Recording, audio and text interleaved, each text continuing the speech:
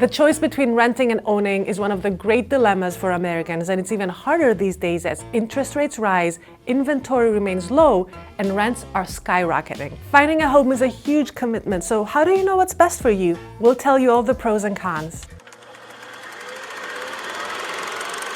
Buying a home is much more than just a big purchase. It's an investment. As you pay down your mortgage, you build equity in your home, and that's money you can count on. Money you can borrow against if you need cash at a much lower rate than a credit card. And if you never decide to borrow against it, your equity will keep growing as your debt goes down and the value of your home goes up. Owning a home is not just an investment, it gives you security. You don't have to worry about your landlord kicking you out or raising your rent. And a fixed-rate mortgage means your payment will stay the same until you're done. And if you're paying, let's say, $3,000 today, you'll still be paying $3,000 in 10 or 20 years. But finding the right home is challenging, especially now. Interest rates are rising, which means it's becoming more and more expensive for everyday people to afford a mortgage.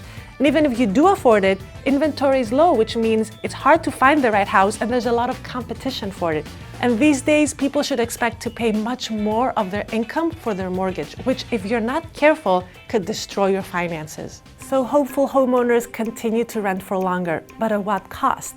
The demand for homeownership has a ripple effect on the rental market. Just as home prices are going up, rents are going up as well. Even as rental markets have cooled off a bit recently, rents continue to skyrocket in the biggest cities. Rents typically go up every year, but it all depends on what's stipulated in your lease agreement. But because you have no stake in the property, you get nothing in return.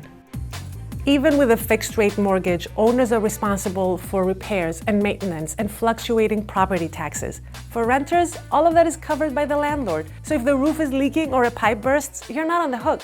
It's also much easier to move when you're renting. If you own the place, you have to put it on the market, you have to worry about it selling at the right price, and there are no guarantees. If you're renting, you just sign a new lease when yours is up.